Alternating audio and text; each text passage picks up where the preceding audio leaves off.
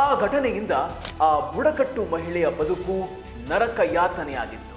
ಈಕೆ ಜೀವನ ಪೂರ್ತಿ ನೆಹರು ಪತ್ನಿ ಎಂದೇ ಕರೆಸಿಕೊಂಡವಳು. ಅದೇ ಆದಿವಾಸಿ ಪತ್ನಿ ಬುದ್ನಿ ಮಂಜಿಯಾಯಿನ್ ವಯಸ್ಸು ಕೇವಲ 16 ವರ್ಷ.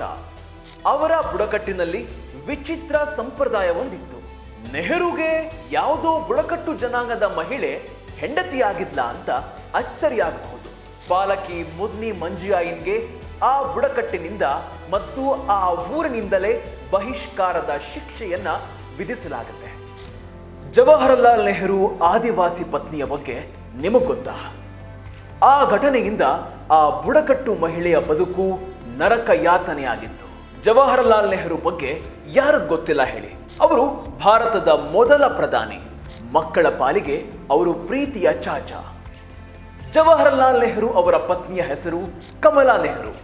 ಇದು ಎಲ್ಲರಿಗೂ ಗೊತ್ತಿರುವ ವಿಚಾರ. ಆದ್ರೆ ನೆಹರು ಅವರ ಆದಿವಾಸಿ ಪತ್ನಿಯ ಬಗ್ಗೆ ನಿಮಗ್ ಗೊತ್ತಾ? ಈಕೆ ಜೀವನ ಪೂರ್ತಿ ನೆಹರು ಪತ್ನಿ ಎಂದೇ ಕರೆಸಿಕೊಂಡವಳು. ಜೊತೆಗೆ ಇದೇ ವಿಚಾರವಾಗಿ ಆಕೆ ಜೀವನ ಪೂರ್ತಿ ನರಕ ಯಾತನೆಯನ್ನ ಅನುಭವಿಸಿದವಳು. ಈ ಕುರಿತು ಒಂದು ಇಂಟ್ರೆಸ್ಟಿಂಗ್ ಸ್ಟೋರಿಯನ್ನ ಇವತ್ತು ನಾನು ನಿಮಗೆ ಹೇಳ್ತೀನಿ. ಇದನ್ನ ಕೇಳಿ ನಿಮಗೆ ನೆಹರುಗೆ ಯಾವುದೋ ಬುಡಕಟ್ಟು ಜನಾಂಗದ ಮಹಿಳೆ ಹೆಂಡತಿಯಾಗಿದ್ಲ ಅಂತ ಅಚ್ಚರಿಯಾಗಬಹುದು.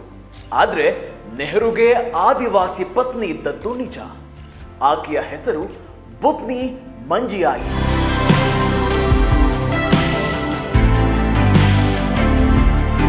ಬುದ್ನಿ ಮಂಜಿಯಾಯಿನ್ ಜಾರ್ಖಂಡ್ನ ಸಂತಾಲ್ ಅಥವಾ ಸಂತಾಲಿ ಬುಡಕಟ್ಟು ಜನಾಂಗಕ್ಕೆ ಸೇರಿದ ಮಹಿಳೆ. ಈಕೆ 80 ವರ್ಷ ವಯಸ್ಸಿನಲ್ಲಿ ಅಂದ್ರೆ 2023ರಲ್ಲಿ ಹೃದಯಾಘಾತದಿಂದ ಸಾವನ್ನಪ್ತಾಳೆ. ಅಲ್ಲಿಯವರೆಗೂ ಬುದ್ನಿ ಮಂಜಿಯಾಯಿನ್ ಮಾಜಿ ಪ್ರಧಾನಿ ನೆಹರು ಅವರ ಪತ್ನಿ ಅಂತ ಗುರುತಿಸಿಕೊಂಡಿದ್ದವಳು. ಈ ಒಂದು ರೀಸನ್ ಇಂದ ಆಕೆ ಜೀವನ ಪೂರ್ತಿ ನರಕ ಯಾತನೆಯನ್ನ ಅನುಭವಿಸ್ತಾಳೆ. ಅಷ್ಟಕ್ಕೂ ಈಕೆ ನೆಹರು ಆದಿವಾಸಿ ಪತ್ನಿಯಾಗಿದ್ದು ಹೇಗೆ? ದೇಶದ ಪ್ರಥಮ ಪ್ರಧಾನಿಗೂ ಈ ಆದಿವಾಸಿ ಮಹಿಳೆಗೂ ಇರುವ ನಂಟೇನು? ನೆಹರು ಹಾಕಿದ ಆ ಒಂದು ಹಾರದಿಂದ ಆಕೆ ಜೀವನ ಪರ್ಯಂತ ಕಷ್ಟ ಅನುಭವಿಸಿದ್ದೇಕೆ? ಇಲ್ಲಿದೆ ಒಂದಷ್ಟು ಇಂಟ್ರೆಸ್ಟಿಂಗ್ ವಿಚಾರಗಳು. ಅದು 1959ರ ಸಮಯ. ಜವಾಹರಲಾಲ್ ನೆಹರು ದೇಶದ ಪ್ರಧಾನಿಯಾಗಿದ್ರು. ಆಗ ನೆಹರು ವಯಸ್ಸು 70 ವರ್ಷ ಆಗಿತ್ತು. ಅದೇ ಆದಿವಾಸಿ ಪತ್ನಿ ಬುದ್ನಿ ಮಂಜಿಯಾಯಿನ್ ವಯಸ್ಸು ಕೇವಲ 16 ವರ್ಷ. ಇಷ್ಟು ಚಿಕ್ಕ ಹುಡುಗಿಯನ್ನ ನೆಹರು ಹೇಗೆ ಮದುವೆಯಾದರು ಅನ್ನೋ ಪ್ರಶ್ನೆ ನಿಮ್ಮದಾಗಬಹುದು. ಆದರೆ ಅದರ ಕಥೆಯೇ ಬೇರೆಯಾಗಿತ್ತು. 1959ರಲ್ಲಿ ನೆಹರು ಅವರು ಜಾರ್ಖಂಡ್ನ ಧನಬಾದ್ನಲ್ಲಿರೋ ಪಂಚೇತ್ ಅಣೆಕಟ್ಟೆ ಉದ್ಘಾಟನೆಗೆ ಬಂದಿರ್ತಾರೆ.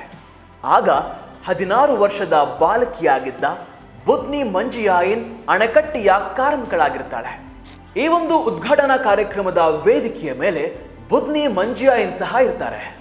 ಉದ್ಘಾಟನಾ ಸಮಾರಂಭದಲ್ಲಿ ನೆಹರು ಅವರಿಗೆ ಅಲ್ಲಿನ ಸರ್ಕಾರದ ಮಂತ್ರಿಗಳು ಹೂವಿನ ಹಾರ ಹಾಕಿ ಸನ್ಮಾನಿಸ್ತಾರೆ. ಅದಾದ ಬಳಿಕ ಖುದ್ದು ನೆಹರು ಅವರೇ ಅಲ್ಲಿ ನಿಂತಿದ್ದ ಕಾರ್ಮಿಕರಿಗೆ ಕೊರಳಿಗೆ ಹೂವಿನ ಹಾರವನ್ನ ಹಾಕ್ತಾ ಬರ್ತಾರೆ. ಹೀಗೆ ಹೂವಿನ ಮಾಲೆ ಹಾಕುತ್ತಾ ಬಂದವರು ಅಲ್ಲೇ ಸಾಲಿನಲ್ಲಿ ನಿಂತಿದ್ದಂತಹ ಬಾಲಕಿ ಬುದ್ನಿ ಮಂಜಿಯಾಯಿನ್ ಕೊರಳಿಗೂ ಕೂಡ ಸಹಜವಾಗಿಯೇ ಹೂವಿನ ಹಾರ ಹಾಕಿ ಅಲ್ಲಿಂದ ತೆರಳುತ್ತಾರೆ. ಬಾಲಕಿ ಮುದ್ನಿ ಮಂಜಿಯಾಯಿನ್ ಸಂತಾಲ್ ಅಥವಾ ಸಂತಾಲಿ ಅಂತ ಕರೆಯಲ್ಪಡುವಂತಹ ಆದಿವಾಸಿ ಬುಡಕಟ್ಟಿಗೆ ಸೇರಿದ ಹುಡುಗಿ. ಅವರ ಬುಡಕಟ್ಟಿನಲ್ಲಿ ವಿಚಿತ್ರ ಸಂಪ್ರದಾಯವೊಂದಿತ್ತು.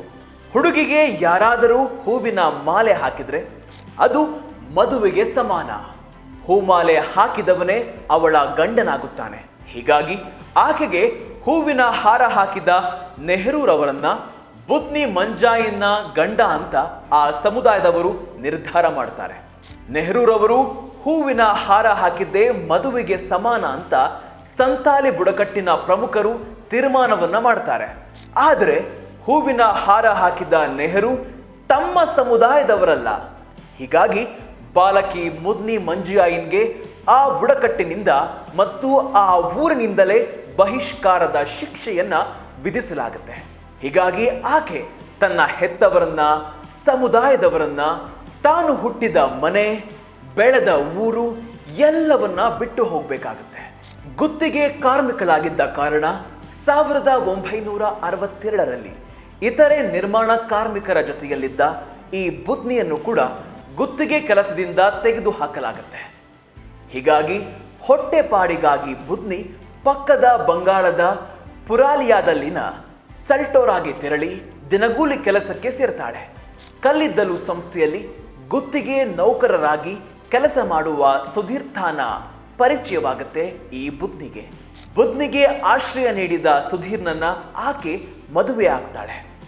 ಹೀಗೆ ಸಂಕಷ್ಟದಲ್ಲಿದ್ದಂತಹ ಬುದ್ನಿ 1985ರಲ್ಲಿ ಅಂದಿನ ಪ್ರಧಾನಿ ರಾಜೀವ್ ಗಾಂಧಿ ಅವರನ್ನ ಭೇಟಿಯಾಗ್ತಾಳೆ. ತನ್ನ ಕಷ್ಟಗಳನ್ನ ಸಂಪೂರ್ಣವಾಗಿ ವಿವರಿಸ್ತಾಳೆ. ಇದಕ್ಕೆ ಸ್ಪಂದಿಸಿದ ರಾಜೀವ್ ಗಾಂಧಿ ಮತ್ತದೇ ಅಣೆಕಟ್ಟೆಯಲ್ಲಿ ಕೆಲಸವನ್ನ ಕೊಡಿಸ್ತಾರೆ. ಕೊನೆಯವರೆಗೂ ಅಲ್ಲಿಯೇ ಕೆಲಸ ಮಾಡಿದ್ದ ಬುದ್ನಿ 2005ರಲ್ಲಿ ನಿವೃತ್ತರಾಗ್ತಾರೆ. 2023ರಲ್ಲಿ ಈಕೆ ಹೃದಯಾಘಾತದಿಂದ ಸಾವನ್ನಪ್ತಾಳೆ. ನೆಹರು ಅವರು ಹಾರ ಹಾಕಿದ ಕಾರಣಕ್ಕೆ 16 ವರ್ಷಕ್ಕೆ ಬಹಿಷ್ಕಾರಕ್ಕೆ ಒಳಗಾಗಿದ್ದ ಬುದ್ನಿ ತನ್ನ ಸ್ವಂತ ಊರಿಗೆ ಹೋಗಲೇ ಇಲ್ಲ.